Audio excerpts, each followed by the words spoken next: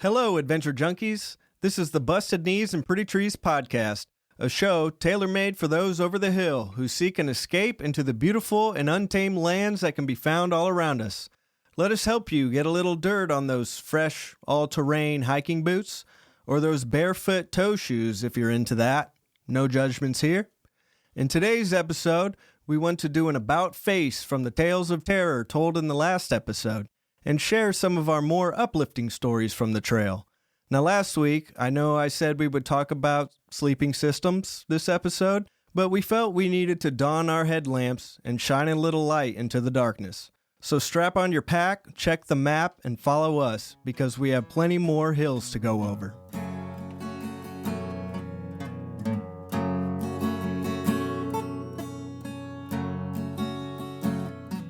Welcome, everyone, to the Busted Knees and Pretty Trees podcast. I am your host, Travis J. White. Joining me, of course, is our charismatic, chronic muscle cramper, Patty Richardson. Hi there. I hope you've been keeping hydrated. I have. All right. And we must not forget our in-house baker man, bake me some sourdough bread as fast as you can, Bradley Greer. Shit, Brad, that was cool as fuck. Ahoy! Ahoy! Chips ahoy, Yes, Baker Man. Baker Man. Okay, another week has passed, and we can finally relax back into the dungeon studio and record another episode. I'm excited to be here, fellas. Brad, how you been? Pretty good. I will start out by saying that if you are wearing the barefoot toe shoes, I will probably judge you a little bit. Oh, he's a judgmental Another type. thing Brad's hating on. He's hating on. I mean, that'll tell you something about whether it's good or bad. I didn't say it was a bad thing. Have you tried them? No, I've always had plantar fasciitis. So that's like the worst nightmare. So you're hating on people because of your chronic illnesses? They're healthy feet. Yeah. Real judgmental type. All right, Patrick, how have you been? Dude, I've been doing good. I mean, this week has been fine. Kind of a week, but we got through it, and we're here on a Friday night, dude, down in the dungeon studio thing, still dealing with sound panels and drinking whiskeys. So I'm feeling great. Good stuff. Yeah.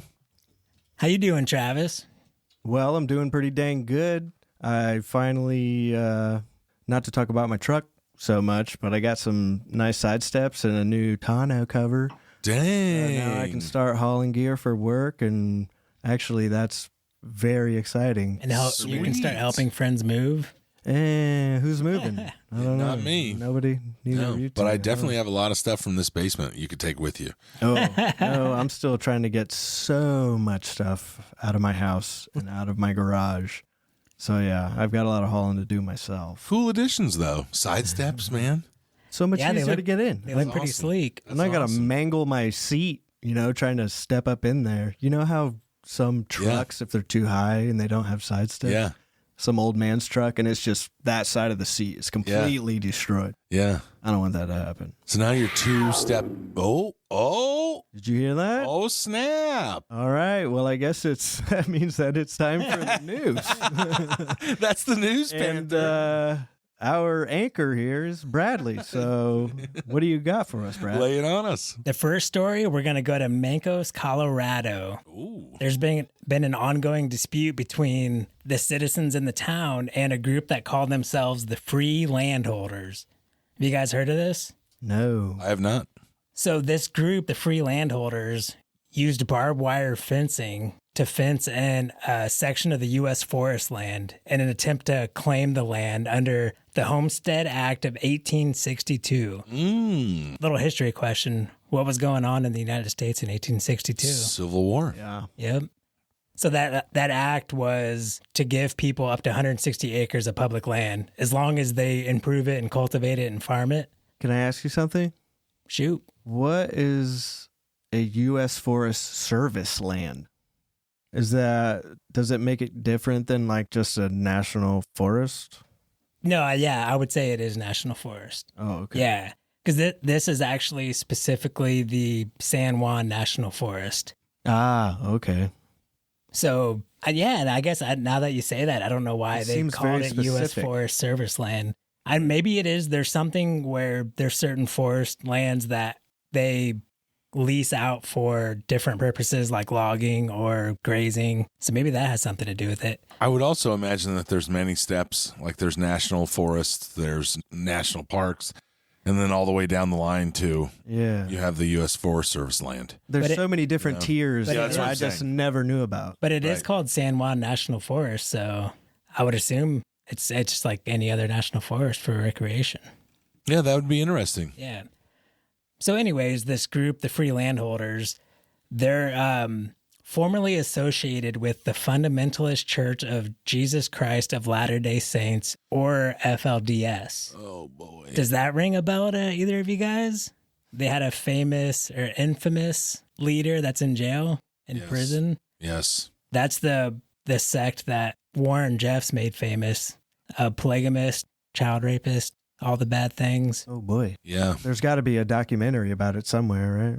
Oh yeah. Probably I'll have to watch that one. So this group came out of that sect that was like Warren Jeffs' sect.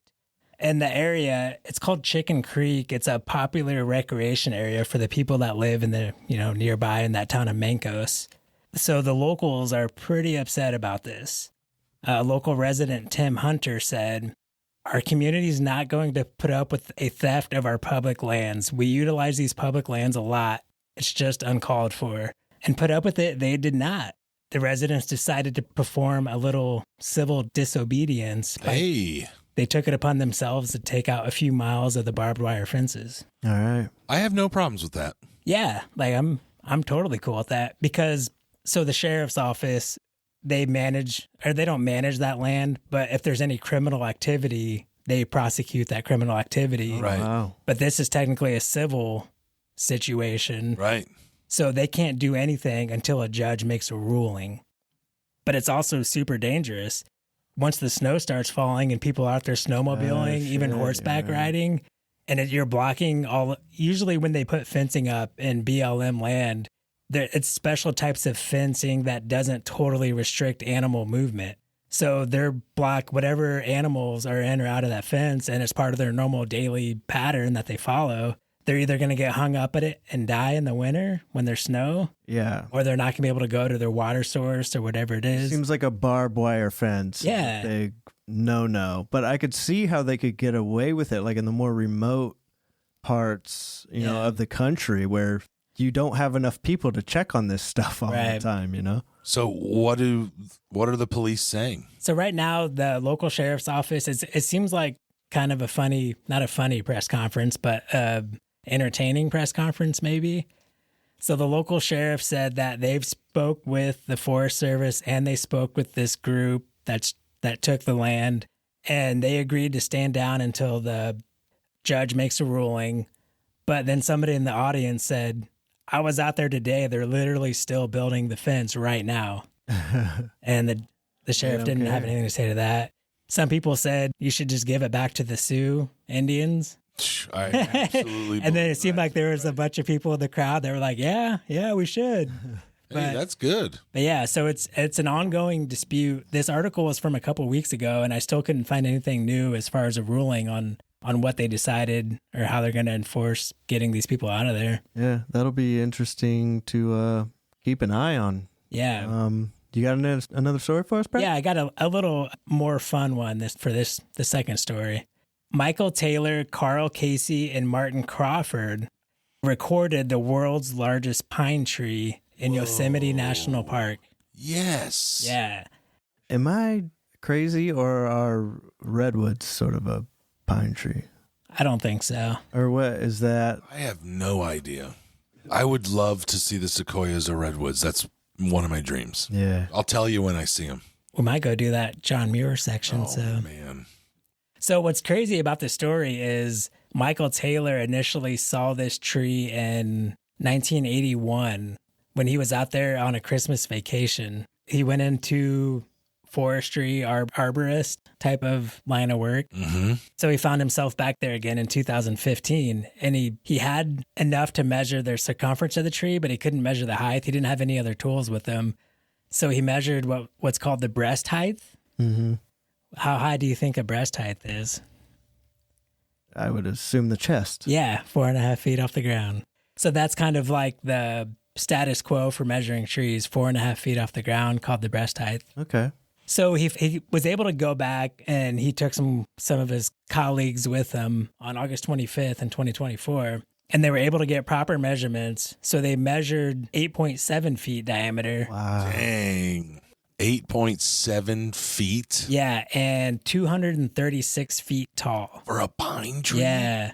Wow. What's kind of a bummer is I found one pic, but I couldn't really find many good pics of it. Yeah, and the picture you have here, though, Yeah. I was looking at this earlier today. It's quite remarkable. Like it's a pine tree for starters, and I love that this photo that you have has this unbelievable kind of gradient to it. Yeah. So it's growing straight up out of what looks to be like a 45-degree angle. It's pretty steep. It's cool, man. And it's just pines as far as you can see in the background. Yeah. I bet it would take 10, 11 people hand to hand to make it around the circumference of that tree. Yeah. Oh, yeah. Oh, yeah. For sure. But one cool thing, I found that diameter and height alone don't set the records for trees. They calculate the volume. So they use LiDAR devices, and that somehow measures the volume of it.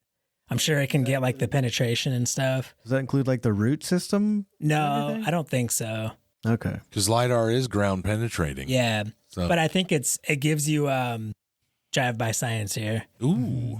If you can see through a circumference of a tree and measure their circumference from top to bottom and basically get a 3D model of it, then you can... Yeah. Well, it's far more accurate than just taking a measuring tape up the side of a tree. Yeah. Yeah. And he said that one of the things he noticed about the tree that kind of stuck out is it didn't really taper as it went up. It was pretty much straight up and didn't taper in. Awesome. So the previous record was held by a ponderosa pine. Ooh, ponderosa pine? I think I heard of this one that broke the record, which was a sugar pine.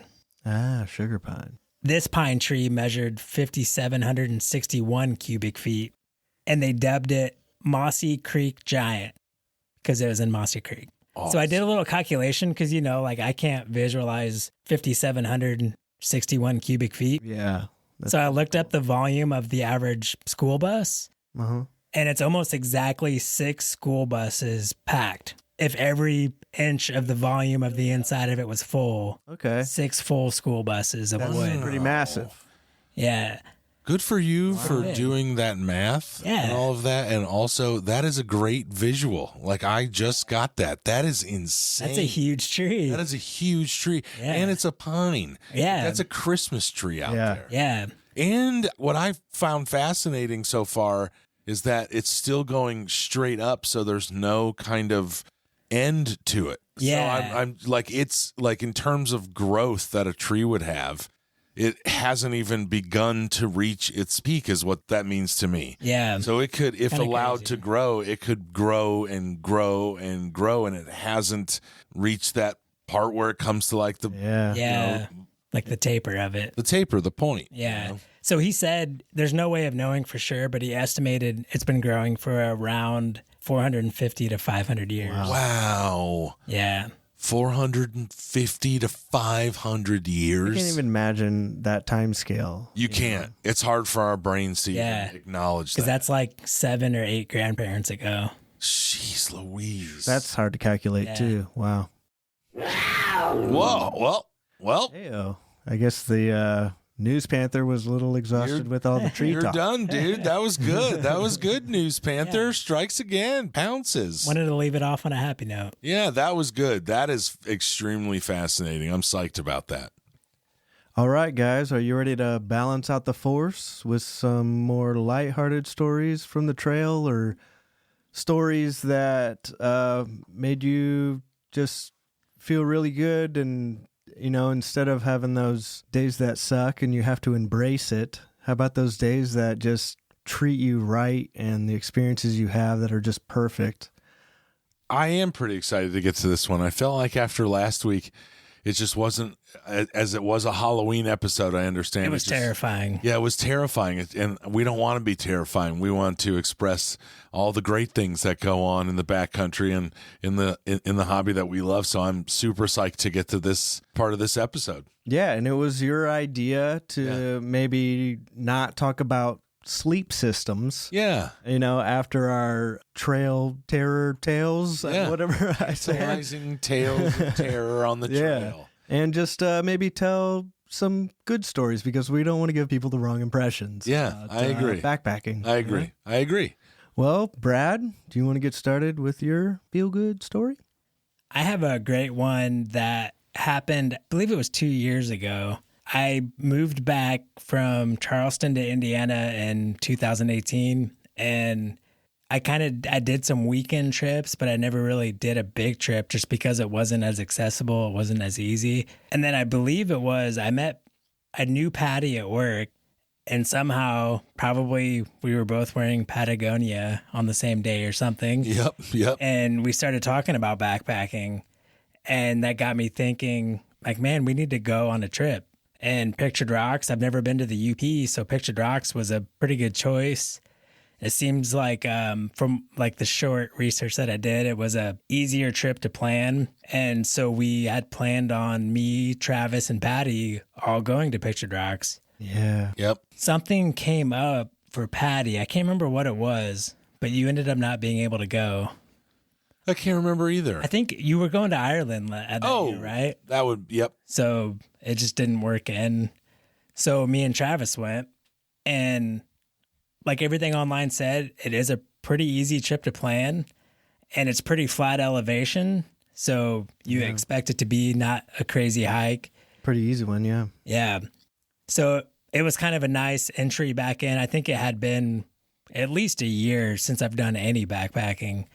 And this was kind of an easy entry back in because you set up in Munising, Michigan is kind of your headquarters. Lovely little town. Is it Munising? Yeah. Yeah, okay. Yep. And you can kind of just set Right on that the up. water. Yeah, it's a beautiful, quaint little town. It is a little bit touristy, but it's in the UP, so it's not like crazy. And the time we were there, it wasn't so busy. We were kind of, was it in the fall?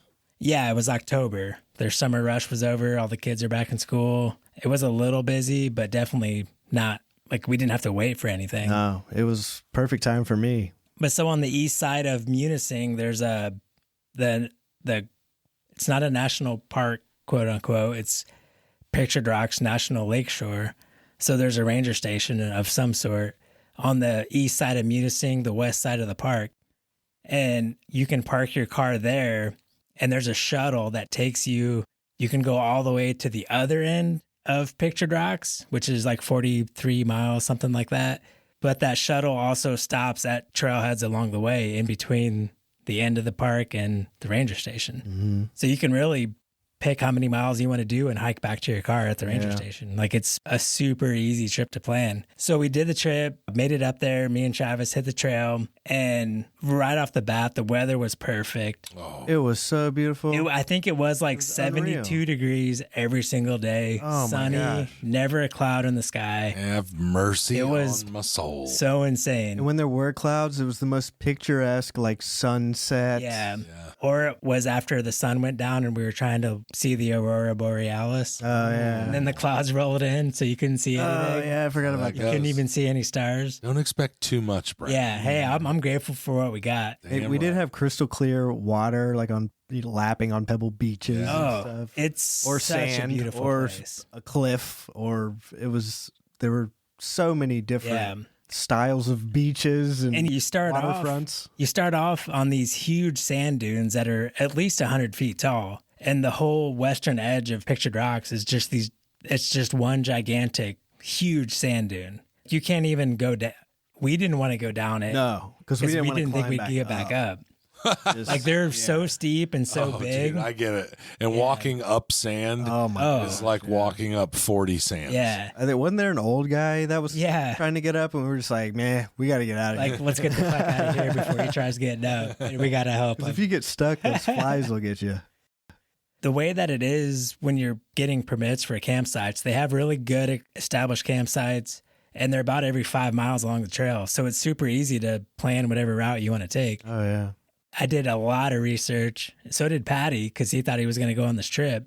So we had awesome campsites. I think one of them we even named in honor of Patty because he couldn't make it. It was right next to a stream, about 50 feet from it dumping into Lake Superior. Yeah, it seemed angelic in the videos and photos that I did see. That's prime location. Yeah. You could see little schools of fish just chilling in the crystal clear stream. You could just sit with your feet a log and just stare. Yep. That had fallen over with, moss hanging down the side. Travis, and you son of a bitch, man. You're really painting this picture. Just so smooth and just icy cold. Yeah. Oh, man. Brad got in. But it was like perfect. And that was one of the times where it kind of hit me again. And that bug just dug even deeper. So the stream was perfect because it was like shin high at its deepest, maybe knee high at its deepest. So I remember standing in the middle of that stream, having my little microfiber cloth and just kind of dipping it in and giving myself a little bath with that. And Oh, yeah. That's heaven, man. I was back at camp doing chores. Oh, yeah, you were just tinkering, or Brad was doing the tinkering, washing himself. I was looking back at the camp, making sure Travis was keeping busy.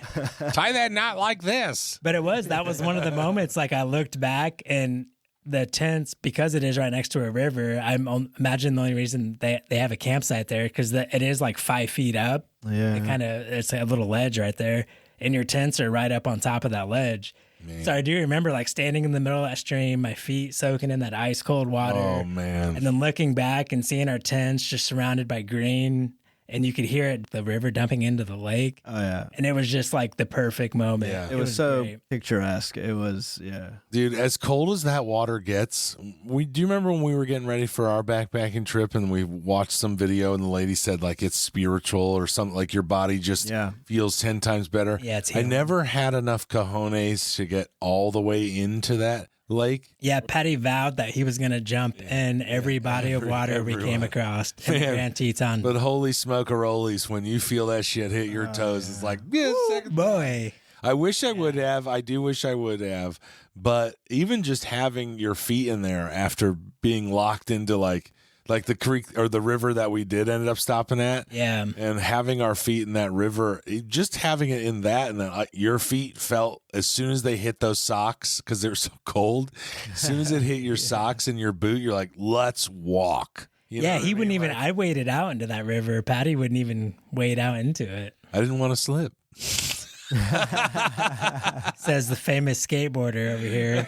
I am no famous skateboarder. I imagine it's probably like an ice bath, Dude, it's like you just like you have to count to 3 and go on 1 kind of a deal. Yeah. But it was just it was good. So I imagine you standing in that creek, back to your story, It was amazing. especially right by your tents where it's like, that just seems like prime real estate. And like having not only by your tent do you have running water to fill. You can just be you can be a millionaire with water. Yeah. Do whatever you want with it. I'm not worried about shit. That's so nice. And when you're sleeping at night, you hear the water running the whole time. Yeah. It's just amazing. Jeez. I'm glad you did that, and I'm glad you named it after me. Do you remember what the name of it was? Did we call it like Base Camp Sebastian or something? No, I'm not sure. it had to do with Patrick. Can't remember. It might have been like Papa Zulu or Papa.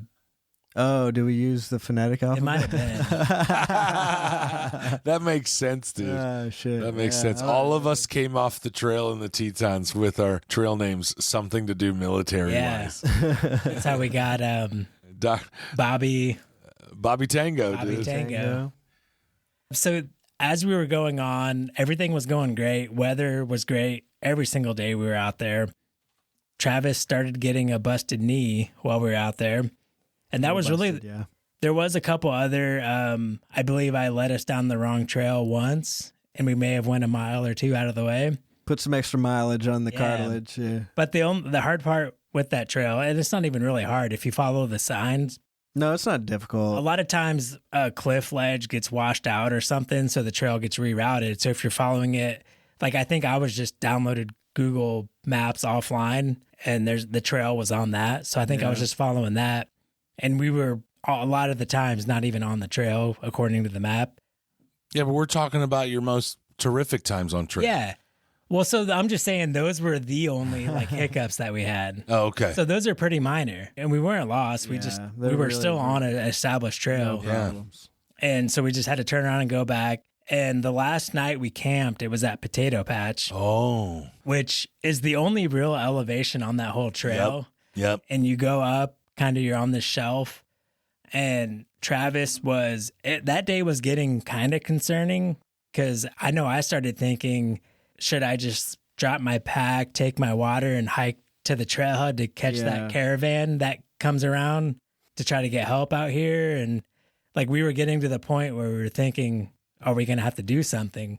Oh, yeah. It was like my knee had almost like completely locked up at that point. Yeah. And so I felt like I should just finish we're far enough. I felt like I should just finish it, which was probably a stupid idea, but you know how dumb we men can be with our egos. But Potato Patch was like, I think we only had 5 miles to do the next day to get back to that ranger station. So I just laid in my tent once we set up camp, and you just went out and did your own thing at that point. Yeah, you had to go because it was higher elevation. So, and this was like the shining moment. Standing in the river was one, but like the shining moment that is going to keep me coming back to backpacking over and over was I had to drop down, and it's following the trail, but like once you go further west on the trail, it just drops down that elevation that you just gained.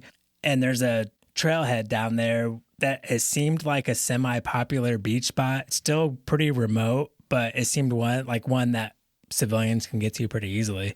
And there was like a public trash can, so I dumped all the trash that I had on me.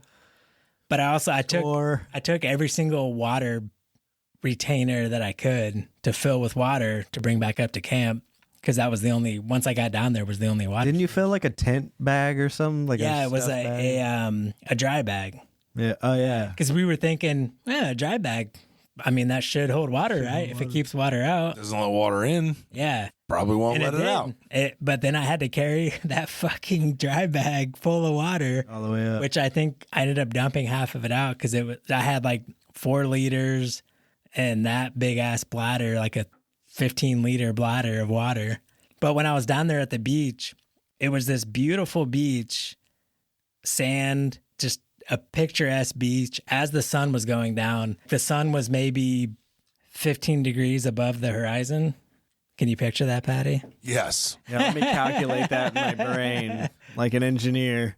And all along the trail, there was different beaches. There was like pebble beaches, there were sandy beaches, but a lot of them always had these rock structures that kind of shot out into the lake. And this one had a pretty big one that shot out into the lake. And that's where I just kind of hung out. And I was out there. I took my shirt off, took my shoes and socks off. I was just in my shorts. Just Sexy Brad time, dude. He was alone. It was, Who knows what he's going to do? I was like Tom Hanks in Castaway. Yeah.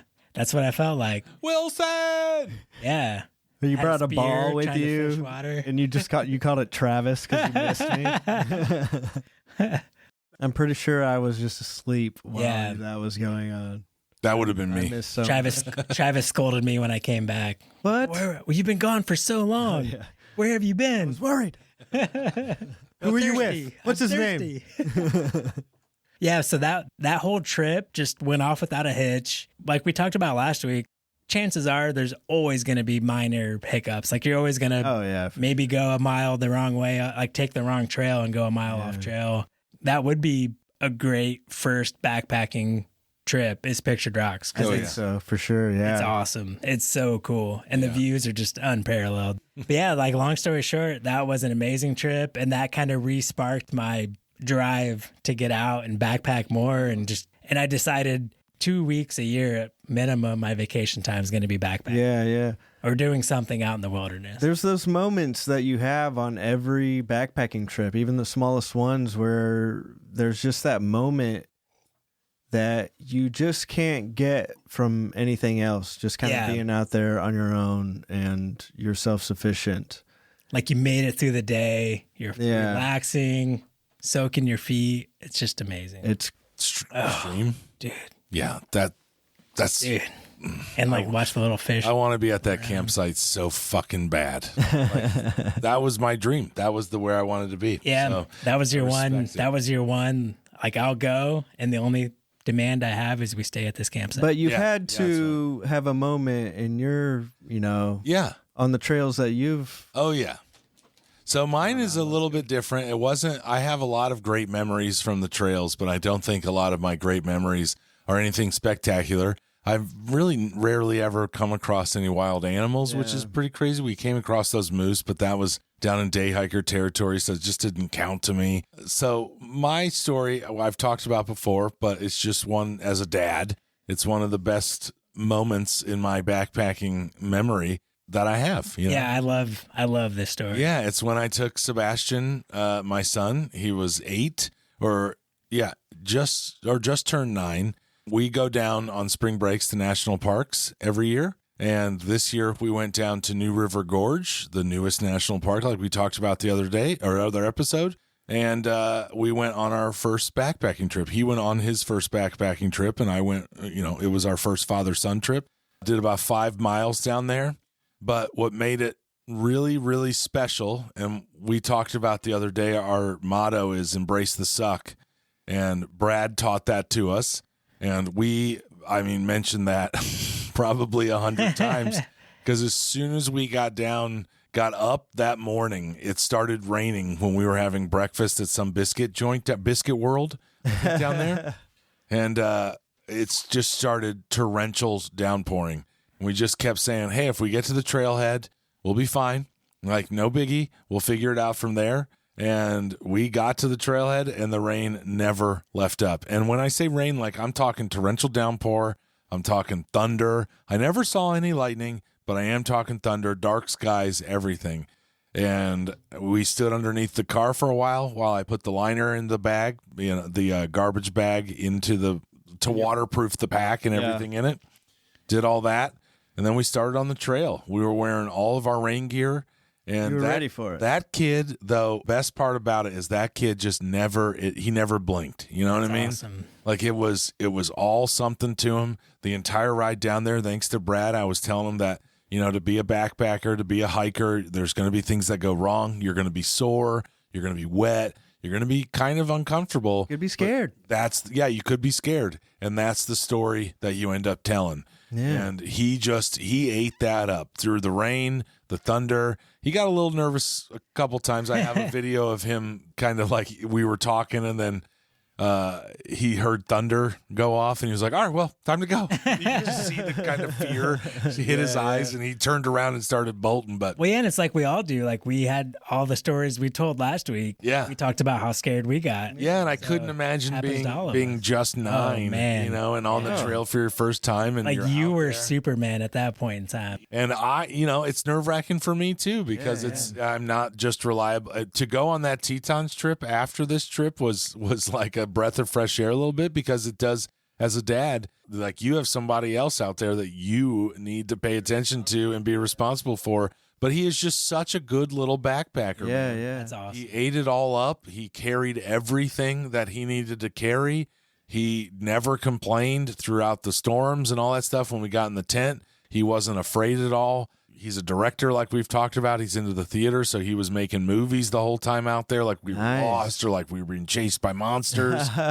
In a later episode, I think we're going to talk about what it's like to backpack with kids, so I'll go more into kind of the details of what I did to prepare for it and how I got him through it and made it a little bit more enjoyable for him. That'd be great, yeah. But it was just a wonderful experience, dude.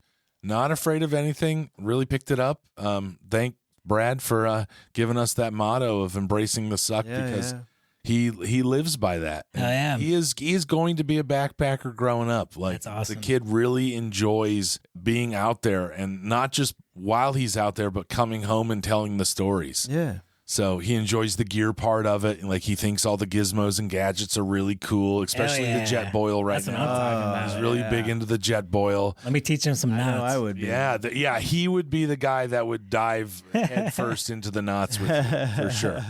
Leading up to the trip, the whole reason that the Embrace the Suck came up, and like for all you other dads out there, Patrick was getting pretty nervous about what am I going to do if this sucks? Like, it's just a complete nightmare the whole time. Learn to love it. And that's when I was like, those are the best parts, man. Like you got to Yes. embrace that suck. Embrace that suck. Like there's always going to be a part of it that sucks. Well, and taking a kid out there, and I know we're going to get to it later, but taking a kid out there once again is just it'd be terrifying. It is terrifying, but you also don't want to, like, I'm nervous, but I don't want to present that nervousness. Yeah. And I want him to have the magic in his eyes that he has, like, as a 9-year-old. I want him to keep that magic as he's walking through the woods and seeing the bugs and the animals. We walked right next to New River Gorge is fantastic. I talked about it, and I'll talk about it forever, but we walked the whole trail was right next to the river the whole time. Yeah. And that's where we ended up setting up tent.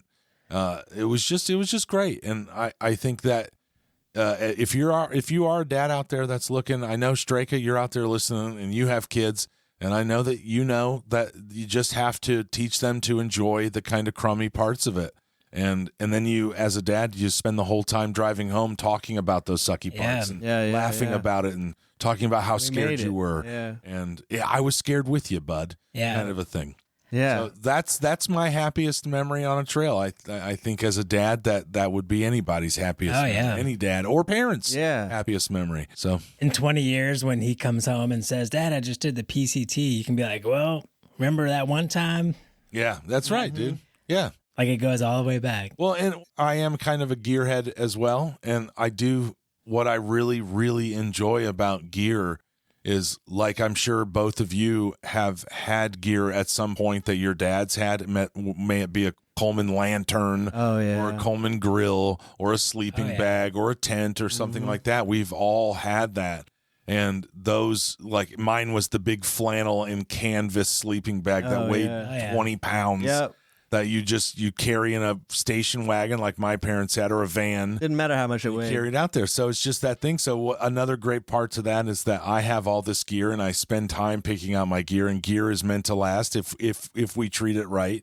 And so when he does get into that big time and wants to go out on his own trips, if he so chooses, he's got a plethora of gear to choose from. Oh, yeah. And I can't wait to share that with him. Especially from all of us. Yeah. Like hell, No shit, 3 dude. tents. Yeah, no shit, man. He's got a good threesome to kind of get into it with, and I know he's asked plenty of times if he can go backpacking with us. Dude, I'd love to go with them. Someday it'd be nice. I would love it. I would do the absolutely Manistee love to Loop go in out with Michigan or Bazzies. something. It's tough for him to do like multiple days. Yeah. But I think no, that if yeah, we me did too. like an overnighter and then slowly, got him into it, I think he would really dig it, dude. That'd be Yeah, awesome. yeah. I'd love to do that. That's my favorite story then. That's it. Yeah, when you told me that you were going out on a little hiking trip with Bazzy, I was so excited. Yeah. And you said it was his first one. And then I heard rumors that it was rainy out there, and I was like, oh, shoot. And then when I heard, I the think you were story giving us updates. Yes, I was. Yeah. When you got back and you said it was awesome, we took the punches and we kept going, and it was a great trip. I was just so happy to. Dude, and I just want to express it that there was a 9-year-old out there, and maybe this is kind of bad on me. I'm not sure, but No, it's this not. is my adventurous spirit wanting to embrace the suck with my son. But when we got back, on the way back, we were listening to the radio, and parts of that park were closed because of tornadoes and extreme weather. We did not see that kind of you weather. can't plan for that. But it was extreme, and he just braved it, man. Yeah. It was a kid out there that was disconnected from the world and got to be a kid. And I think that all of us as adults now remember that moment when you got to walk around and touch magical. the dirty stuff and roll around and not have to take a shower when you're filthy. That will, affect him for the rest of his life. I hope that's certainly I think one a of his very core positive moments. way. I think that, and us doing this podcast, and he just really looks up to us. So Yeah. I think that's a neat thing. And I'm glad to hear that he can hold it together better on his first hiking trip than I can. Mice running around. Dude, I got a feeling sleeping the bag. way he was snuggling up, I got a feeling he was a bit more scared than what he was. But we ended up laying there watching, I think, The Last Airbender, the new show on Netflix. yeah. So we watched the first couple episodes of that until I noticed that he was kind of zonking out, and then it was off. All right. Cool, man. I bet that was a great trip. Great trip, man. What about your trip, Travis? Well, I guess mine goes back to my first trip, at least like planned actual backpacking trip, which is the one that Brad and I took in the Blue Ridge Mountain. Yeah, Smoky to Blue Ridge. I believe we're picking up where you left off after the mice-infested shelter. Right? Yeah, that's exactly where. Well, how appropriate. That is appropriate. The ups night. and the downs and the ups. Yeah. Lay into the up. I'm in. All right. So after that tale of terror with the rodents from hell, And that day before was a day from hell too. Oh yeah. Like I tried looking up the elevation change, but going up to Roan Mountain is just straight up from whatever gap that is. Bing bang boom. Yeah, it's just straight up all day. We were younger and we were feeling pretty good. Oh, yeah. But after we got out of the Evil Dead cabin and started, what was this, our last day? And then we'd have a last full day, and then we were going to make camp, and then we were Pretty going much out of there. Yeah. So we were really looking forward to that Waffle House at this point. Oh, yeah. And so we got out of the woods, and the mountains became more grassy. Yeah, they call it the Bald Mountains, Yeah. just north of Roan Mountain. So it's almost like the tops of the mountains is just this gigantic, round grassy mountain. Yeah, there's still no real explanation for why they have no trees. Yeah. It's really weird. But you go down a certain elevation and then the trees start growing again. And it's like certain patches. Yeah. So Yeah. it's very strange. But we just kept going up and down these grassy Balds. balds. Yeah. And like the packs were getting heavy. We were getting towards the end of our trip. We were really looking forward to the Waffle House. Brad, at that time, like that trip, you rolled your ankle like a dozen times. Yeah. Because you were in pretty rough shape. The first time I rolled my ankle was crossing the first road that we came across. Like the first road we saw, we were walking over it, and I somehow rolled my ankle. You rolled his ankle on flat asphalt. Yeah. And then like it was done after that, and I'd rolled That was it the like end of it, yeah. we crossed paths with a southbound through hiker, and I got within like 5 feet from him, and I rolled my ankle and just dropped straight to the fucking ground. And he was like, "What? What? Are you okay?" And I was just like, Yeah. this is normal. It was weird. It was weird because I'd roll it and then be able to just like Yeah, a few that's minutes what later, confused no me. pain, just keep walking. You'd rest for a little bit and you'd pop right back up and get going. Man, That's your mentality. That that- is your mentality. between that, dude. That's yeah. your MO. Yeah. But yeah, there was a point where like I was kind of getting frustrated with Brad but I also was like, oh shoot, I need to like, if he really can't get up the next time, like what the hell am I going to do? I was thinking about that kind of stuff. There was one spot like in between these two nights that we're talking about where I remember you even saying that to me, like, dude, are we gonna have to do something? And I think this was actually where Sherman's March, they walked through this section of the Appalachian Mountain. Little history note. Yeah. I almost burned had it- to get Brad out burned the of South. where Sherman's March was. On his way to Charleston. But once again, Brad pops up. So we kept going over these bald mountains, and it was just one after the other. You always look at the next one, you're like, that's got to be the end. Yeah. And then we kept going and kept going. Finally, like we're exhausted, and he needs to be done rolling his ankle for the day. So and we got on the top. It was the highest spot, in that region, and we could just see for miles. There's no trees, no nothing. There's a good breeze going over, like whipping the grass around. Oh, It was man. so There's beautiful. a nice bare spot. It's not dirt, but it's just low grass, It was grass. like rough, yeah. Like on green grass. on a golf course, and you could just lay down in it. And the first thing I did was stake my hiking poles, take my boots and socks off, and I put my pack behind me, got my blanket out, and just laid The down. infamous put your trekking poles on the ground and put your socks on the end of your trekking poles. Yeah. Yes. Because I have the perfect picture of you. And he has like a fleece blanket laying on this grass with his trekking poles and his socks at the end of it. Yeah, and that was my first hiking trip. And in that moment, I'm looking up at the sky. It's starting to get darker.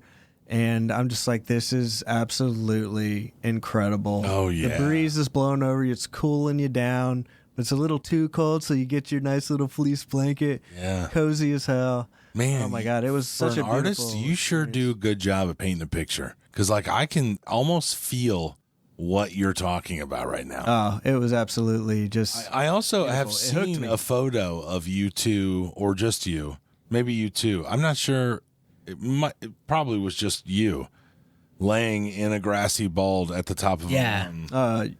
That's the one with the trekking pole. Oh, I've seen that photo, and that is a glorious, just, you know what? I'm done off the trail, baby. I like running across that photo every now and then because I know how I felt like in that moment. It brings like transport you a back. nostalgic No zen to you. Yeah. Yeah. There was nowhere else on planet Earth I wanted to be than right there on top of that mountain. Dudes, I think we all told some really nice stories about being out there on the trail, and I really hope that we inspired some potential hikers to get out there and give it their first try. Yeah, I think we did. Yeah. I think one of just a common occurrence in our stories is our good moments always ended up after some bad moments. Yes. All three of us, the similarity was that I think that's what it's about.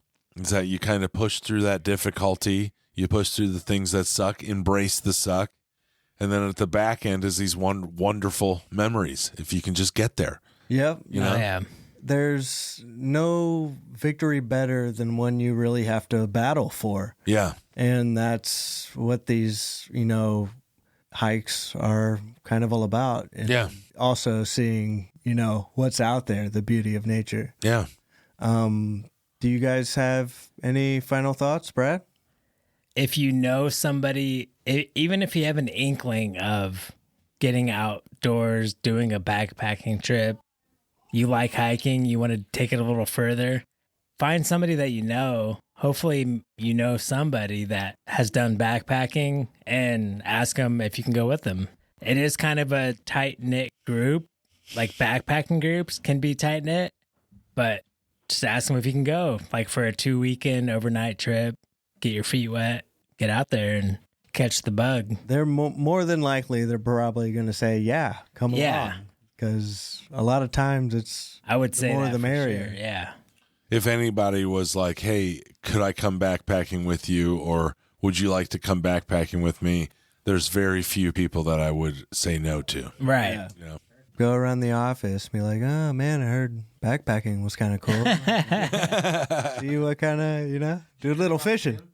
I'll interject with a little bit of a final thought for me, is that I've just, through our experiences, and I just brought it up, I keep realizing that all of our horror stories and all of our really positive stories kind of all start at the same point, in that it's all kind of we're all on a trail for the first time, a different kind of experience, and that although terrifying, those are the stories that stuck in your head long enough to tell us. Absolutely, yeah. And then although your happiest memories, those are the stories that stuck in your head to tell us.